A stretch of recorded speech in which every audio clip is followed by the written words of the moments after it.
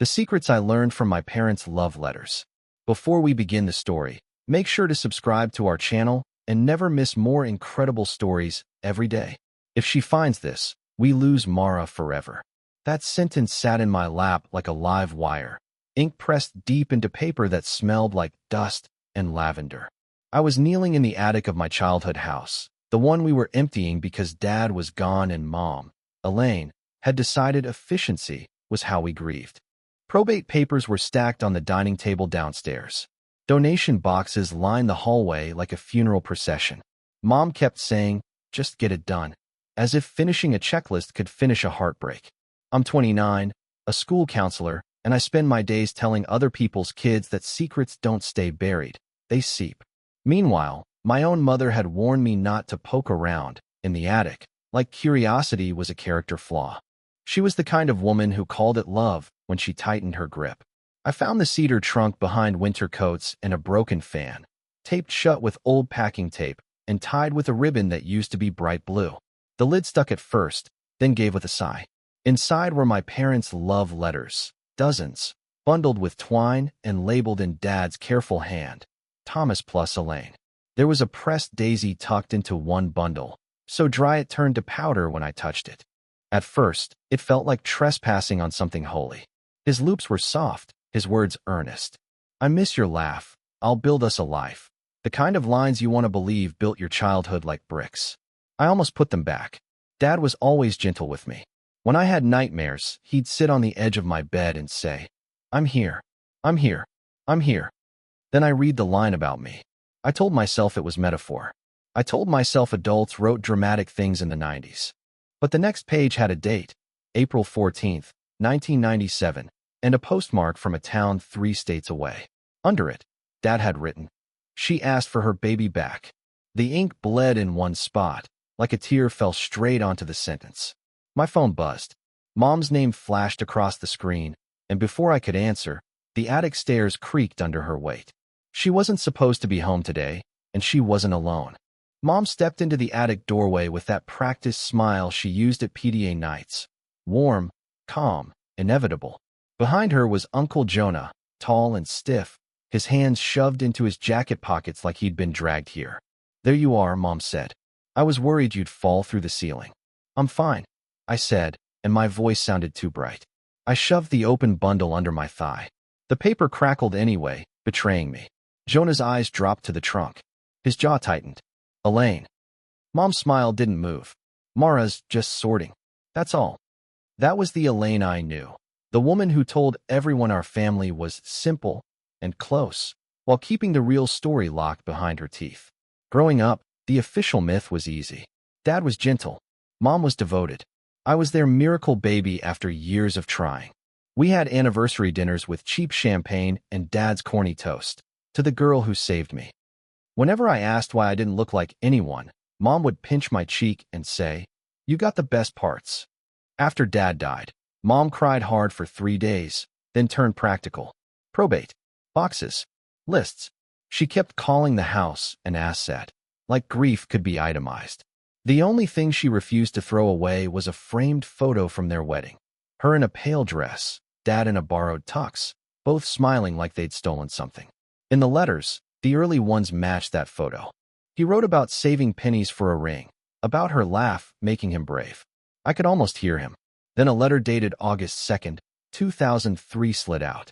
Except that couldn't be right, because Dad had been out of town that week, according to Mom.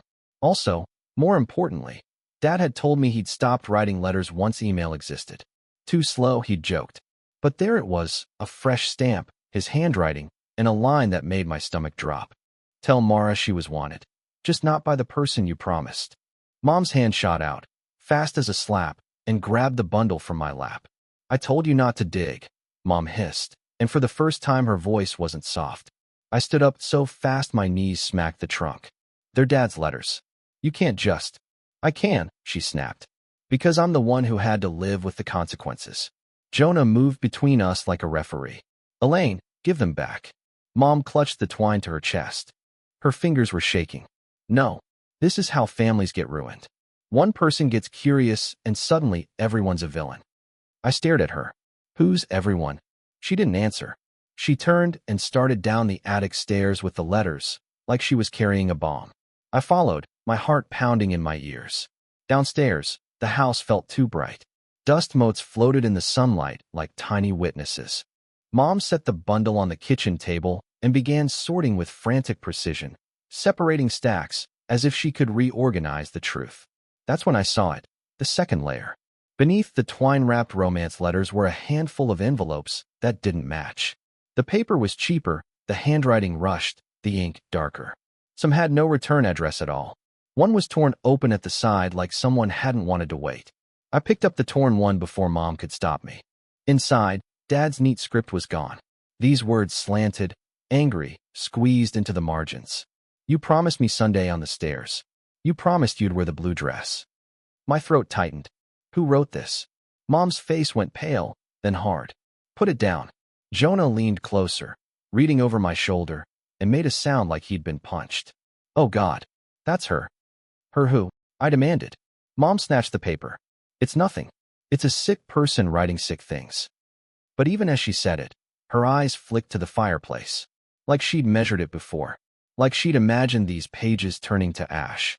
I rummaged through the envelopes, counting. There were gaps, numbers in Dad's own labeling that jumped from 12 to 19, from 27 to 34. Missing pieces. And then I noticed one empty sleeve tucked at the bottom, labeled in Dad's handwriting, "Do not lose." It was empty, but it still smelled faintly of hospital antiseptic. That night, I lay on my childhood bed, the ceiling fan clicking like a metronome, and reread what I'd managed to hide in my hoodie pocket. 3 of the wrong letters Mom hadn't noticed in her panic. I spread them on my comforter like evidence, because that's what they felt like. Each one repeated the same strange phrases. The blue dress. Sunday on the stairs. Borrowed name. At first I thought it was romance slang, some private code between lovers. But the tone wasn't love. It was pressure, bargaining, threat. One letter had a postmark from Greenbrier, Ohio, dated April 14th, 1997. Another from the same town, 6 days later. I Googled Greenbrier out of boredom and didn't recognize a thing, except for one building that popped up in the images, the Greenbrier County Annex, a bland brick structure with wide stone steps in front. Sunday on the stairs. I pulled up our family photo albums on my phone, scrolling until my eyes burned. I found a picture from Mom's miracle pregnancy year, her in a loose sweater, holding a cake at a baby shower. Everyone smiling too hard. Except in the background, half cut off, was Mom's friend Patty wearing a bright blue dress. My stomach flipped. Patty was the one who stopped coming around when I was little. Mom said she moved away. Dad said, some people don't like to stay in one place. I zoomed in and saw something I'd never noticed. Patty wasn't smiling at Mom. She was staring at the camera like she'd been caught. In the third letter, the angry handwriting softened for one line, as if the writer's pen hesitated. I can't keep living without hearing her laugh again. Her laugh. Not mine. Not Mom's. Someone else's. I heard the floorboard outside my room creak. I held my breath. The doorknob didn't turn, but a shadow paused under the crack. Then it slid away. In the morning, the kitchen table was cleared, the cedar trunk pushed back into the attic, and the letters were gone. An envelope waited, courthouse stamped, with my name typed in black. I didn't go to work. I called in sick, then drove straight to the address on the envelope. The county courthouse records office, a squat building that smelled like old carpet and toner. The clerk barely looked up. Birth records are in vital. Adoption is upstairs. If it's sealed, it's sealed. I just need my file, I said, keeping my voice steady the way I taught kids to breathe through panic. My birth certificate. She asked for my ID. Her nails were chipped red. She typed, frowned, typed again. That's odd, she muttered. What's odd? She turned the monitor slightly, just enough for me to see a list. My name appeared twice. Mara Lynn Walker. Mara Lee Walker. Same date of birth. Same parents listed. 2 entries, one marked amended. My mouth went dry. Why would there be an amended? The clerk's smile returned like a door shutting. You'll need a request form for amendments. I'm the person, I said. It's my life. She slid me a laminated sheet. That's policy. When I walked out, my hands were shaking so badly I dropped my keys. I felt watched, but every time I turned, strangers just looked like strangers. Back in the parking lot, Mom called. I let it ring once, twice, then answered because anger is easier than fear. Where are you? She demanded. Where are the letters? I shot back. Silence, then a sigh that sounded practiced. Mara, sweetheart, your father wrote things when he was stressed. He wrote about someone asking for her baby back. You're misreading it. Then explained the courthouse envelope with my name on it. Her tone changed, steel wrapped in velvet. Come home. Now. This isn't healthy. I'm not a child. No, she said softly, you're not. And that's exactly why you need to stop before you hurt people. Hurt who? I heard her swallow. Me. When I got home, she was waiting at the kitchen table with a mug of tea I hadn't asked for and eyes that looked too bright. You want the truth? She whispered. Fine. Just don't ask for the parts you can't unhear. Then she said the one sentence that made my skin go cold. Your father didn't bring you home from the hospital the way you think. I sat down because my legs stopped working. The tea smelled like chamomile and control. What does that mean? I asked, and my voice came out small. Mom folded her hands. Her wedding ring looked tight. It means there are stories adults tell to protect children. Protect me from what? She opened her mouth, closed it, then tried a softer lie. Your father loved you more than anything. That's not an answer. Before I could push harder, the front door opened, and Uncle Jonah walked in without knocking, like he'd finally decided politeness was over. I told you this day would come, he said to Mom. I just didn't think it'd be your daughter who dragged it into daylight. Mom's chin lifted. Jonah, stay out of it. He ignored her and looked at me, his expression pained. Mara, when you were a baby, Thomas showed up at my place at 2 a.m. He was shaking.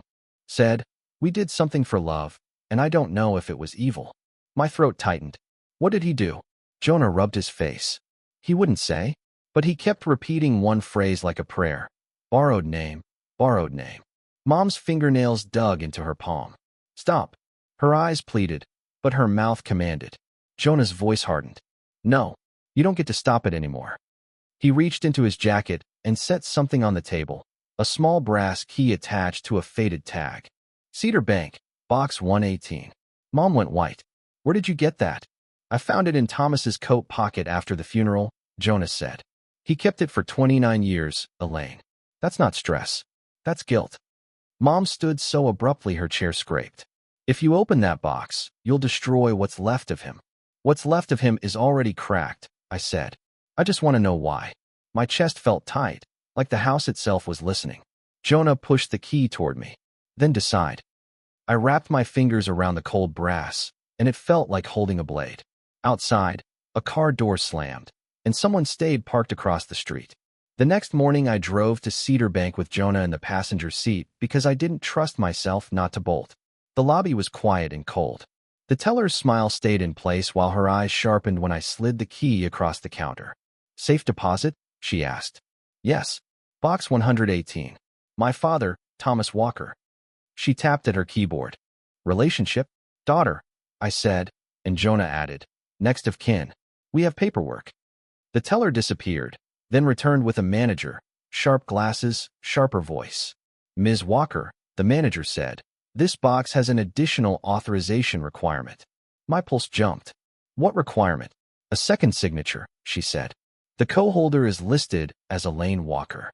Of course, Mom's fingerprints were on everything, even my questions. I can't access my father's box without my mother? I asked. Not without her consent, the manager confirmed. Unless you obtain a court order. We walked out into the cold, Jonah swearing under his breath, and I tasted copper in my mouth. Courthouse, Jonah said. Records. If we can show fraud, we can petition. So we went. I requested what I could without a lawyer. Index entries, docket searches, anything public. The clerk's eyes flicked between my forms and my face like she recognized the story and hated it. After an hour, she slid a thin printout toward me. This is all I can give you. On it was a case number from 1997. In confidential adoption, sealed. Beneath that, a name tightened my chest like a fist. Leah R. Benton. I looked up. Can I see anything at all? There's a non-sealed index entry, she said, and turned the screen a few inches. An attorney name sat next to the case. Sloan, Patricia, counsel. Patty. The blue dress. My phone buzzed with an unknown number. The voicemail transcription popped up before I listened. Stop digging, Mara. or we'll finish what your father started. I replayed the voicemail until the words felt carved into my skull. The voice was low, clipped male. Not Mom. Not Jonah. Someone who said my father's name like a threat. Jonah took my phone. This is why Thomas was scared, he said. This is bigger than family gossip. We sat in my car outside the courthouse while rain tapped the windshield. I stared at the printout with Leah Benton's name. Do you know her? I asked. Jonah's eyes stayed on the wet street. I knew of her. Thomas mentioned her once, like it hurt to say. That afternoon, I called the State Bar directory and found Patricia Sloan. When she answered, her voice sounded tired, then wary. My name is Mara Walker, I said. I think you handled a sealed adoption in 1997. Leah Benton. A pause. How did you get that name? It's on an index entry. I have questions. You shouldn't, she said, and the warning cut through the line. That file was sealed for reasons. Because my mother wanted it sealed? I can't confirm anything, she said. But I can tell you this. If you're calling, the past is already leaking. Please, I said. Just tell me if my records were amended. Sloan exhaled. Meet me tomorrow at 10. Bring ID. Bring any letters you have. Why help me? Because your father came to my office once after everything, she said quietly. He cried. Dad crying wasn't part of my family myth. It made my throat burn. Before she hung up, she added, do not tell your mother. I drove home with Jonah and found Mom waiting on the porch, coat still on, eyes too bright. You went to the courthouse, she said. How do you know? I asked. She held up a printout from my old family location sharing plan like it was proof of sin. I keep you safe. No, I said. You keep me contained. Her mouth trembled. You don't understand what Leah could do to you. What she could do. I repeated. What did you do to her? Mom swallowed hard, then whispered. She wasn't supposed to live long enough to come back. For a moment, I couldn't tell if Mom meant it as a warning or a confession. Jonah stepped forward. Elaine, what did you just say? Mom's face snapped shut. I said what I had to say to keep Mara from ruining her life. My life? I said. Or your story? She moved closer, voice low. Leah Benton was unstable. She wanted to take you. Thomas and I did what parents do. You weren't my parents yet, I said, and the sentence tasted like metal. That night, while Mom slept, I searched Dad's old desk. I felt disgusting until I remembered someone had been stealing my truth for years. In the bottom drawer, I found a renewal receipt. Cedar Bank Safe Deposit, 2019. Box 118.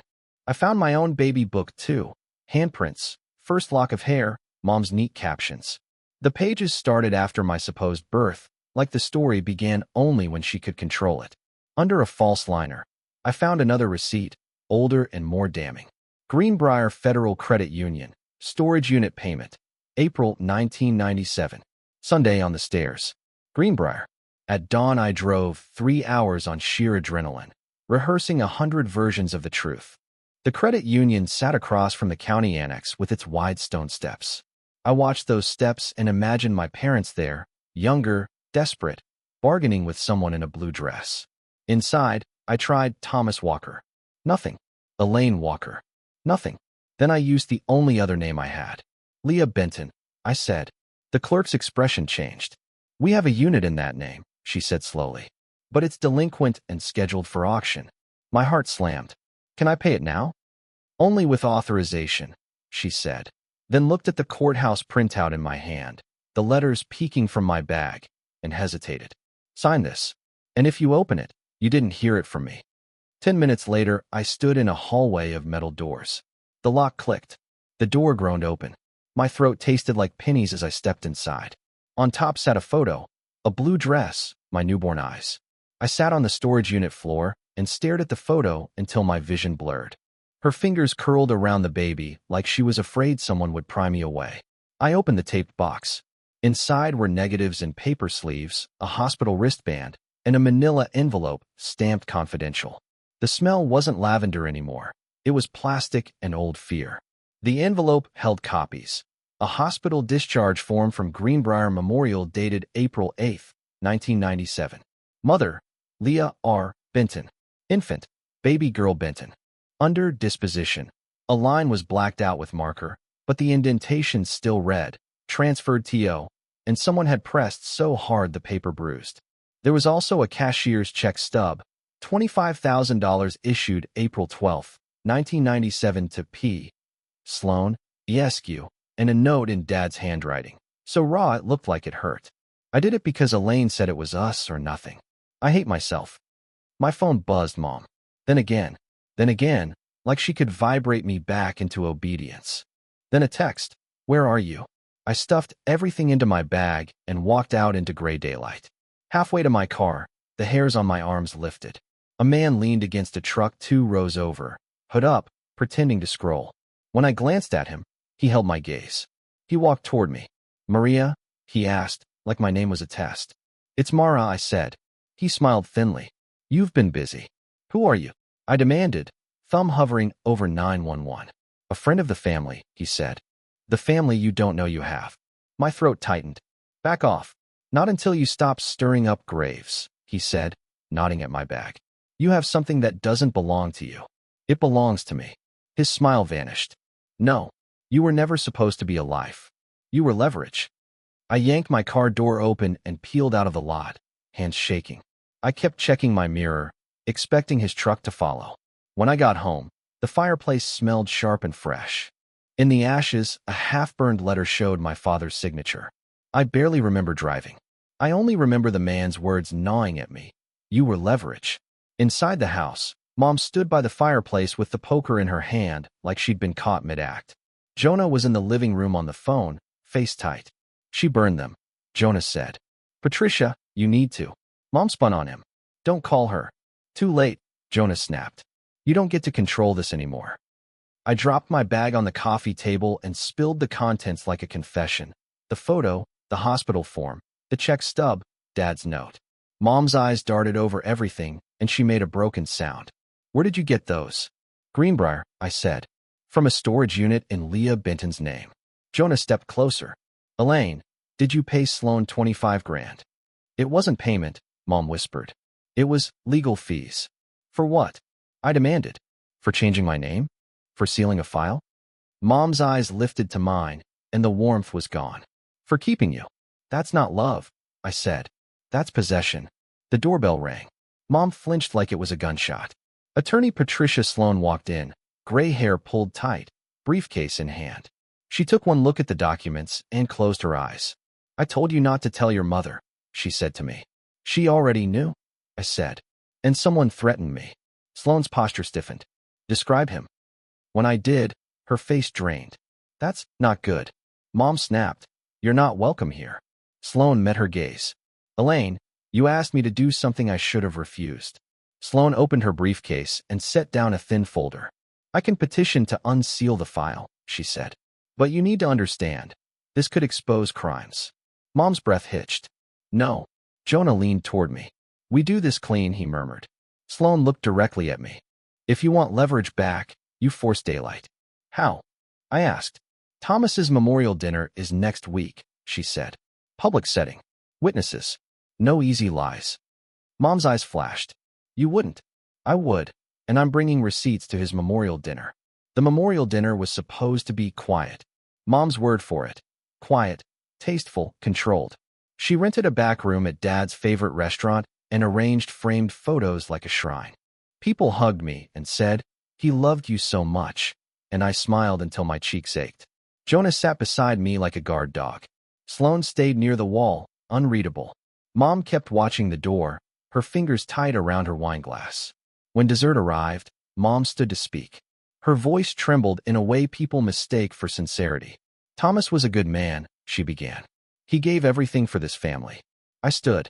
My heart was trying to escape my ribs. I'd like to share something too. Mom's eyes widened, warning. I ignored it and connected my laptop to the projector Jonah had smuggled in. The first image filled the screen, the faded photo from the storage unit, a woman in a blue dress holding a newborn. A murmur swept the room. Mom's chair scraped back. Mara, stop. I found my parents' love letters, I said, voice shaking but loud. And I found what you tried to burn. I clicked to the hospital discharge form. Leah R. Benton. Baby girl Benton. Then the cashier's check stub, $25,000 to Patricia Sloan. Then Dad's note. I did it because Elaine said it was us or nothing. Jonah's voice cut through the stunned silence. Elaine, what did you do? Mom turned on Sloan, furious and terrified at once. You promised the file would stay sealed. Sloane's reply was calm, clinical. I promised legality. You brought me fraud. Questions exploded. People standing, whispering, crying. I kept clicking because stopping felt like suffocating. Who is Leah Benton? Someone demanded. Mom's shoulders collapsed.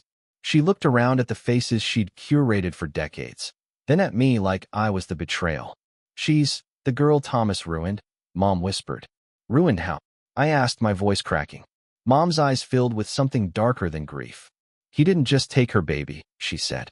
He took her consent. Sloane stood abruptly. Elaine, be careful. But Mom was past careful. She stared straight at me, and the confession fell out like blood. Leah never signed the papers. Your father forged her name. The room went silent in that awful, suspended way before chaos. Someone whispered, forged, like the word didn't belong in a restaurant. Someone said, call the police. Mom clutched the chair back, knuckles white, and I saw her not as my mother, but as a woman who expected applause for a crime. I couldn't breathe. The air felt too small. Dad forged her consent? He was protecting us. Mom snapped. From consequences, Jonah barked. From stealing a child? Mom's anger cracked open into something ugly. You think you're righteous? Where were you when I was bleeding every month and Thomas looked at me like I was broken? My hands wouldn't stop shaking. The photos on the wall suddenly looked like props. I loved my father. I missed him. And now I was holding proof that he'd done something unforgivable. Sloane's voice stayed steady. Forgery on a petition is fraud. If there was coercion, it's worse. There may be civil exposure, even now. Mom's eyes flashed. He's dead. You can't punish him. You already punished someone else, I said. You punished Leah. People started leaving in clumps, the memorial dinner turning into a scandal evacuation. Mom grabbed my wrist. Don't do this, she pleaded. They'll look at you like you're stolen. I'm not stolen, I said, yanking free. I'm here. Jonah guided me outside into cold air that burned my lungs. In the parking lot, my phone buzzed, unknown number. My hands trembled as I answered. Mara, a woman's voice whispered. Yes. My knees threatened to buckle. A sob caught in her throat. My name is Leah Benton. They told me you died. The world tilted. Jonah grabbed my elbow, steady and furious. If you're alive, she said, then the last thing your father sent me wasn't a lie. I pressed my free hand to my chest, like I could hold my heart in place. What did he send you? I asked. He sent me a letter, she whispered, and it says he's still keeping you from me. I didn't sleep. I sat at my kitchen table with the documents spread out, Jonah dozing on my couch, and Leah's words looping in my head. Still keeping you from me. I kept thinking about Dad's bedtime mantra. I'm here, until it sounded like a warning. In the morning, Sloane arrived with coffee and a folder thicker than yesterday. I reached out to a former caseworker, she said. There are intake notes from Greenbrier Memorial. A complaint. A signature that shouldn't be there. My stomach flipped. So we can prove it. We can prove enough to ask a judge to open the file, she said, and to amend your records. Jonah rubbed his face. Elaine will fight. As if summoned, Mom called. I put it on speaker. Mara, she said, voice small. Please, come talk to me. Talk, I said. Not threaten. I was scared, she whispered. I still am. Were you scared when you took me? I asked. Her breath caught. I raised you. You contained me, I said. Those aren't the same. Silence. Then, Leah called you. My pulse spiked. How do you know? I keep tabs, she said, and the admission made my skin crawl. Listen, make a deal with me. I'll sign what Sloane needs. I'll tell the court whatever you want. Just don't let Leah near you. Why? I asked, and it wasn't sarcasm anymore. Mom's voice dropped into something raw. Because she'll tell you who your father really was. I stared at Dad's photo on my wall, the one I'd taken from Mom's shrine. I deserve to know, I said. You think you do, Mom whispered. But you'll hate him. Sloane touched my arm. Mara, she said softly. Truth isn't negotiable. I swallowed. I'm meeting Leah, I said into the phone. In public. With Jonah. Mom made a choking sound. Don't. I'm done being contained, I said, and hung up. An hour later, Leah texted an address. A park by the river. When I arrived, she stood by a bench holding a manila envelope, hands trembling. Before she said hello, she asked, Did they tell you what happened the night you disappeared? Leah looked older than I expected, but her eyes were the same as the baby photo, tired, fierce, refusing to look away. Jonah hovered a few steps behind me, close enough to catch me if my knees gave out. The river slid past like it knew how to keep going. I didn't disappear, I said, though the words felt thin. Leah swallowed. You did to me. 1 minute you were on my chest. The next, a nurse said you were going for tests. Then men in uniforms filled the hall, and everyone started calling me unstable. I gripped the bench. Who were they? She slid the manila envelope into my hands. Read what he wrote after. Inside was a letter, creased and worn. Thomas's handwriting, unmistakable, only jagged, panicked. I moved her, it began. Elaine says it's the only way. If I don't, her father will ruin me. They'll call you a liar. I'm sorry. My grandfather, I whispered. Mom's dad had been a judge. Dead now, but apparently still powerful back then. Leah's voice broke. I screamed on those courthouse stairs every Sunday. I filed complaints. And then someone came to my apartment and told me I'd go to jail if I didn't stop. Who? I asked. Leah hesitated, then said, Patricia Sloan. Behind me, Jonah swore softly. Over the next weeks, Sloan filed the petition. Mom signed an affidavit admitting the adoption was coerced and the records were falsified. The judge ordered the file unsealed, my birth certificate corrected, and a restitution agreement drafted. Mom didn't get handcuffs, but she lost what she worshipped most, control and the ability to pretend. At work, I started telling students something I finally believed. Love isn't proven by what you hide, but by what you face. If your family myth depends on someone's silence, it's not a myth, it's a cage.